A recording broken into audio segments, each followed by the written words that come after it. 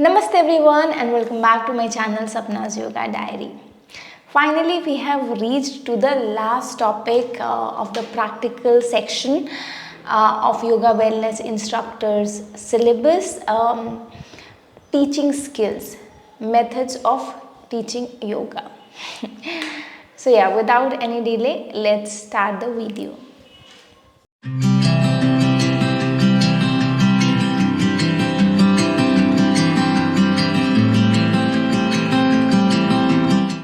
Before I start talking about the topic, if you have not subscribed to my channel, please do.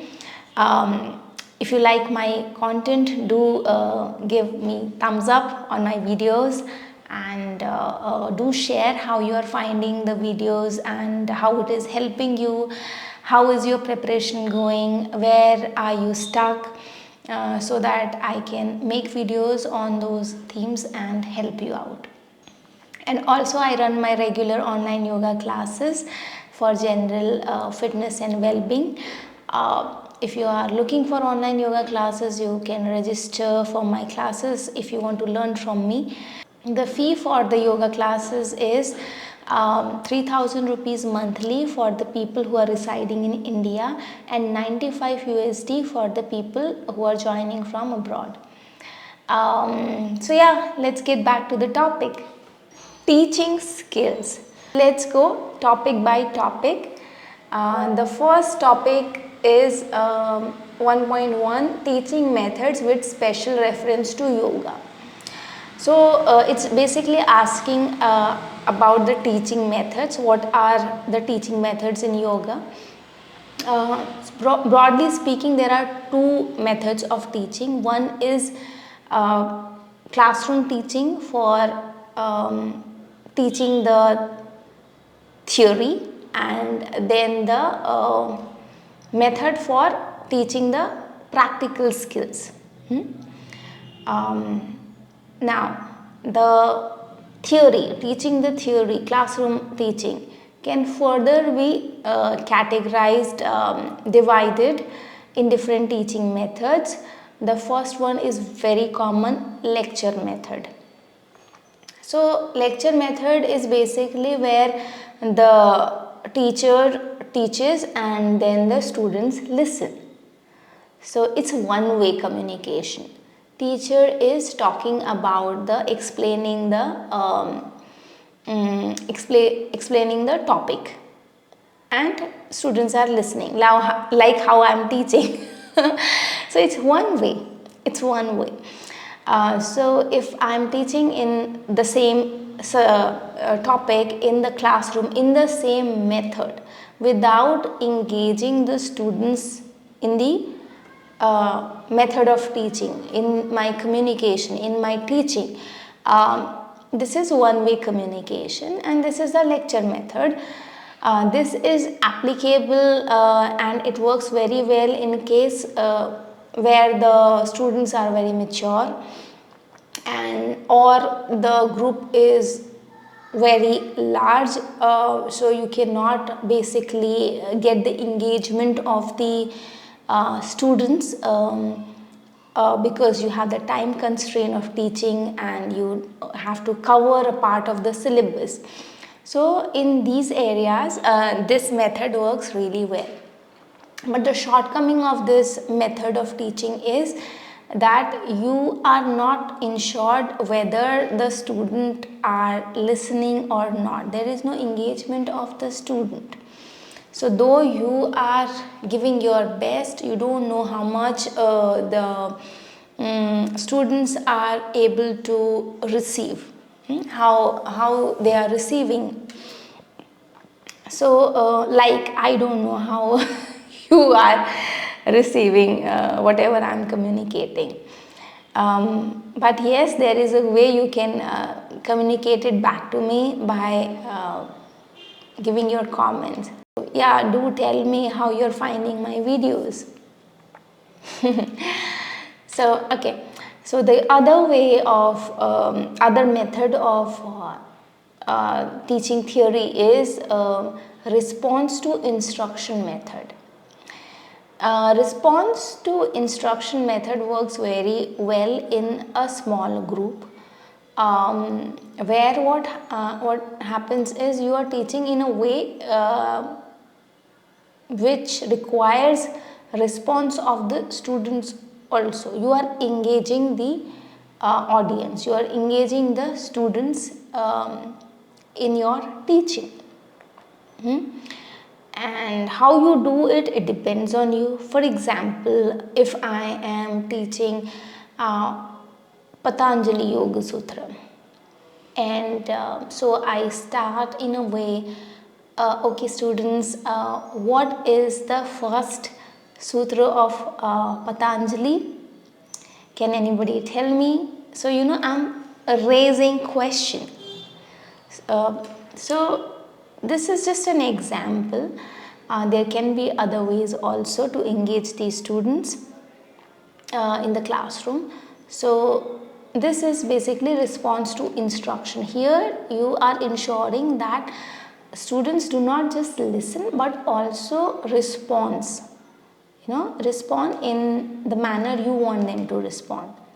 This is of course a better approach than lecture method where communication is totally one way. But the limitation of this method is it can be practiced in a small group session classes. It cannot be, it's difficult to do it in a large setting where the number of students are too many, where the audience is big. Now the third method is individualized instruction method. So individualized instruction method in a group setting. What it means is this teaching method is basically based on the principle that every individual is different and the way they learn is also different. It's very individual, it's very different, can be different. So understanding your group, you prepare your lecture, you prepare your subject in a way that you are able to cater to their individual way of learning. So this basically requires a good understanding of the audience, and again the group has to be small. The example here could be, suppose you understand the students that one student out of 10 of your students, he is a slow learner. For example, if I raise the same question in the classroom that, okay students, what is the first sutra of Patanjali? And if out of 10 only 9 students raise the hands, what I would do is that one student, if it is being constant, what I'll do is I'll ask that one student, I'll give that one student homework to write the first yoga sutra, or in the classroom itself I'll ask him to write the first yoga sutra 10 times so that he remembers it, so that is basically an individualized instruction method in a group setting. So yeah, these are some of the ways, some of the methods that can be used for communicating the theory part, for teaching the theory. Now teaching practical skills. What can be the methods for teaching the practical skills? The first method is of course demonstration. Demonstrating and then observing, the students are observing and then they are basically doing the same thing as done by the teacher. So this basically happens in the practical sessions. You first talk about the suppose you are demonstrating any asana, you talk about the asana, you name the asana, you demonstrate it as a teacher, and then the students observe it, and then you ask them to show the same asana to you. So this is the demonstration method. Now, the other method is the project method. So, because the time is very limited in a classroom session, in a practical session, sometimes not everything can be learned in the classroom setting, in the practical session. So, what teacher often does is they give you a project, so that you continue learning even after the class. You don't stop in the practical session. Okay, you do some work at home also, you practice at home also. Okay, so it's like a homework. So sometimes it can be it's like a homework. Sometimes they ask you at the end of the semester, or mostly at the end of the semester, the students are encouraged to go and teach in the yoga studios. They are often asked to give presentation, teach in the seminars. So these are basically the project methods. So these are basically the methods of teaching yoga. If they ask you about teaching methods, you can answer this. Now, factors influencing yoga teaching. Topic 1.2. Factors influencing yoga teaching. What can be the factors that can influence yoga teaching? Because we generally categorize, he is a good teacher, she is a good teacher, she's not that good. How we are categorizing it? What are the factors that influence the students? Number one, knowledge. If you do not have the knowledge, what will you give to the students? So this is most important, that you need to carry the knowledge, then only you will be able to share it. So the first thing is the knowledge of this teacher. How knowledgeable the teacher is, that influences the students. Second thing is discipline.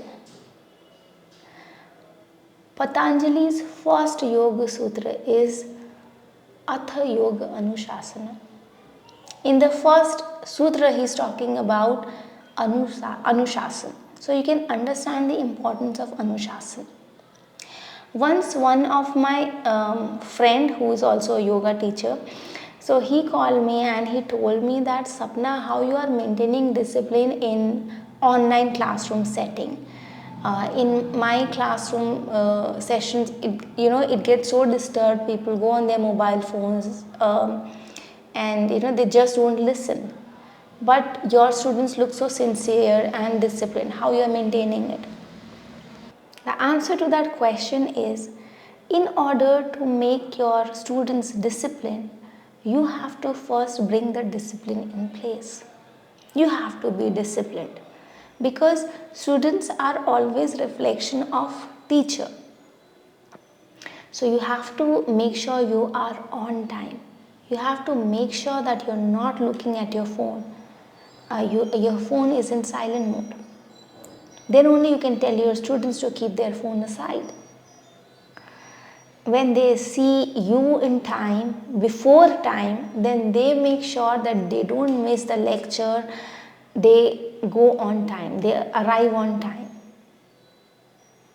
So discipline is the second thing. Third,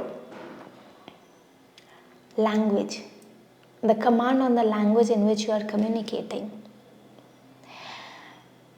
For example, I can speak in English, that is why I am able to communicate in English and make these videos to you. But if I am asked to teach in Bhojpuri, I won't be able to do that because I don't have the command. I'm not lacking the knowledge. I do have the teaching skills, but if I'm not aware of the language, how will I teach? So language is important. Next thing is the clarity. How clear you are in your thoughts. What is the clarity of the subject matter? Because a lot of teachers have the knowledge, they understand the language, but they don't have the clarity in their thoughts. So they struggle in the communication. How to bring that clarity in communication? This is one of the common thing that I've heard from you guys in my videos, that there is a lot of clarity that you get from my videos. You see the clarity in the subject matter. So yeah, thank you so much, guys. So yeah, so clarity of the subject matter is very important. Next thing is body language. You are a teacher, especially in the practical teaching session. Your body language is very important. How you are conducting yourself, how you are demonstrating asanas, how you are correcting the students, what is the tone of the language that you are using, that is also very important. What is the tone of the language? That's the next factor. That language is there, what is the tone that you are using? Okay. And in yoga teaching, basically, the tone has to change sometimes. Like, I'm basically, when people say that I'm very soft spoken, I'm soft spoken, but if I see a student doing a mischief, I have to be strict. I have to go a bit louder. So, their voice modulation is very important. If you become lenient always, they will not take you seriously sometimes. So it basically depends on the audience, and then according to the students, you have to sometimes change your tone in which you are speaking. And in demonstration also, when you are demonstrating in the class, when you are teaching asana, for example, your tone has to be sharp, it has to be clear. For example, when you are demonstrating the bhujangasana, you have to communicate, instruct in a very clear and sharp tone, that okay, you have to keep your feet together, you have to place your palms by the side of the shoulder, a little bit behind, both palms must be in one straight line, lift your upper body up with inhalation. So so this is how you go. But when you are leading yoga nidra session, the tone or shavasana, guided relaxation section, then your tone has to be very relaxing, very calming, very soothing. When you say relax, they should relax. The moment you say relax, they should relax. It should be that powerful, impactful. So the voice modulation, so voice tone, voice modulation, that is also very important factor, and it influences the students. So yeah, these are the factors that influences yoga teaching. Next topic is need of teaching practice and its use in yoga practice. Honestly, I don't understand what they are trying to ask. But yoga teaching is need of yoga teaching is teaching practice is basically important to propagate the subject. So subject knowledge. Yoga is originated in India, and we have to make sure that it remains. People keep on learning yoga, so it needs to be taught in the proper manner. Teaching aids, if you see 1.4, meaning and need, role of language. I think I have already covered this part. Role of language, fluency, voice, clarity, body language in an ideal presentation. I have already covered it. Next, 1.5 is methods of teaching yoga to an individual, small group and large group. So here the field experience will come into picture. So methods of teaching. So they will basically see if you have actually taught in the group or private session. So the question to me was, how they asked this question to me. So they asked me that, first they asked me if you teach, and I told that yes, I teach in this place, and this is how I teach. So they asked me, okay, tell me if a person has blood pressure, thyroid, and if he has the cervical spondylitis, and he also has diabetes, how will you teach that person in a group setting? What will be your approach? So I told him that, it was a panel, so I told them that I will not entertain that person in a group setting. I will clearly tell that person that you need to go for a private session, because the group setting, group classes are basically planned for general fitness and well-being. Of course, a bit of health issues can be taken care of, but if the person has multiple health issues, it's always advisable to move such students in the private sessions, so that their individual needs can be accordingly taken care of. Then they asked me that, do you charge same for group and private session? So I said yes, I do, because in group session there are multiple students who pay for the session, and so the fee is comparatively less. But in private session you have to plan the session as per the students' individual needs, which vary from student to student in different group private sessions. Plus you also have to track their progress, how well they are doing, so there is a lot of effort included in private session. Plus there is only one student who will take your 1 hour, so the fee of private session is higher, always higher than the group session. So that's how you're going to answer, and that's how I answered this question.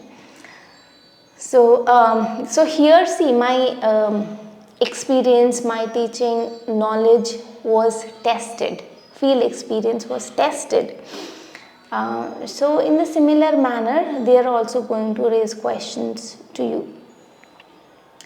Now, methods of teaching to small group and large group. Lecture cum demonstration. Lecture cum demonstration in yoga is basically they're talking about the sessions where you have the practical sessions also. Practical skill is taught. Along with that, some theory concepts are also taught. So for example, if there is any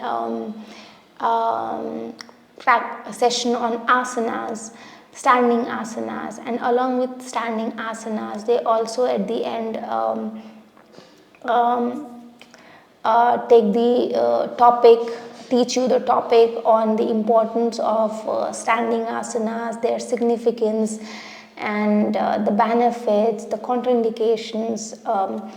So these areas are covered in the same session. Then it is theory plus basically practical.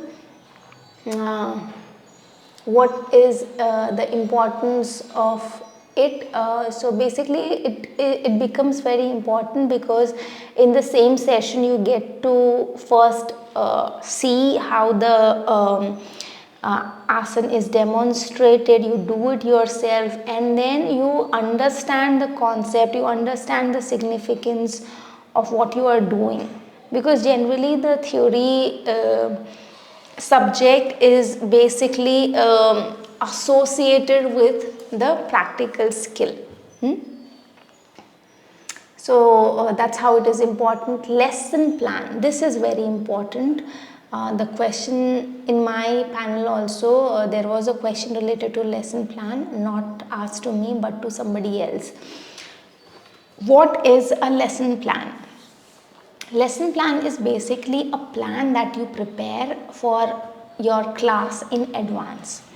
So suppose you have a class tomorrow morning, so you are basically planning what you are going to teach tomorrow, how you are going to divide the time, what sections you are going to cover. So that plan is basically lesson plan. Its meaning, I have told you, need. What is the need of having the lesson plan? This question came. What is the need? How it is important? What is the use? So, lesson plan is very important. One, it prepares you. You are confident. You know what to teach. And you know you have a limited time. You have a limited time and you have a group. So you know what you are going to teach, you know how much time you can devote in each section. So it helps you in managing time, it helps you giving the confidence you need for the class, because there is a clarity. It gives you a clarity of what you are going to communicate, plus it also helps you in what you are going to wear for the class. Because if it is a practical session tomorrow, you are going to wear something which is going to be comfortable, and considering that you are going to demonstrate in the class. And if it is a theory session, you can be comfortable and you know that you're not going to demonstrate in the class. So you can wear clothes accordingly, you can go for the formals, etc. So yeah, that's how lesson plan is important. Now lesson plan, time management. Somebody asked me, what is the most important advantage? What is one big advantage of having a lesson plan? So I did answer it, but what he was expecting is time management. So you basically have to also understand what the teacher is expecting you to answer. Sometimes he gives you hint also. So he gave me some hint, but I don't remember it. But he wanted to hear time management.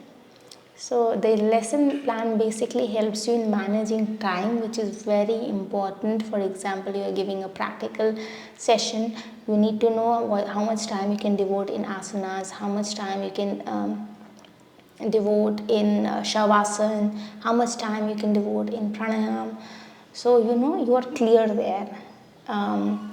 So yeah, so that's how lesson plan is helpful. Preparation of lesson plan in yoga, preparation of lesson plan for an individual and for a group session. So how will you prepare lesson plan for how it is different? For a group session it is different because it is for normal flow. Because in group setting you basically prepare your mind considering that it is for precautionary measure, so that your students remain healthy and they don't catch any disease. They get healthier and healthier. So that is the ideology, that is the objective of the group session. And when you're making a lesson plan for an individual in a private session, you are basically working on the individual need of that person, what all health issues that person has, and you make the lesson plan accordingly, that okay, this person has diabetes, so what are the asanas that I can teach that person, and what are the pranayam that would be beneficial to that person, how much time I should devote for Shavasana, and what are the contraindications, what are the asanas that I have to avoid. This is very important. My teacher once said that if you practice 10 asanas which are helpful for you, but if you practice one asanas which are not helpful for you, which are contraindicated, you will suffer. So, the contraindication part should always be kept in mind while planning an individual session, private session. Always remember this. So yeah, lesson plan is covered, presentation of lessons in specific yogic practices. So basically this again depends on your field experience. Kriya, like your Kriya, basically here it is referring to the Shatkarmi Kriyas.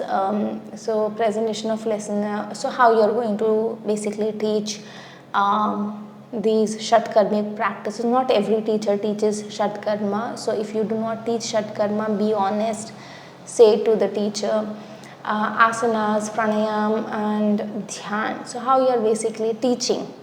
So I think this is very basic. In asanas, you first demonstrate, then you tell the students to show the particular asana, and then you see if they are doing it right. That is the next section, 1.10, assessment of yoga class, detection and correction of mistakes. How you are correcting the mistakes of the students when they are practicing. So you have to give examples here. So an example would be, for example, if somebody is doing Bhujangasana, so you need to be clear in your speech that the feet should be together or as close as is comfortable to the student. Okay, and if a student has kept their legs wide apart, you need to correct it. You need to go and tell that person that the feet has to be closer. Bring it closer if you can. So that and then you see if he's correcting it. You need to see if the palms are aligned. When you're placing the palms in Bhujangasana, the palms should be in one straight line. You need to check, you need to see if they are keeping it in one line. So you need to check the alignment of the asanas. So these things basically relate to your field experience, so you can share any of the way you correct the mistakes of your students.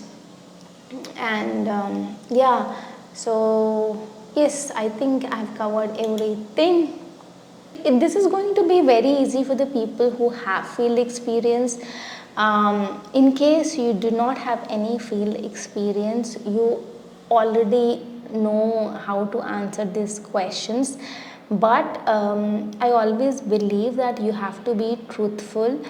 So if you have not started teaching, what I would suggest is you start taking a free class in a community. You teach a person free of cost. When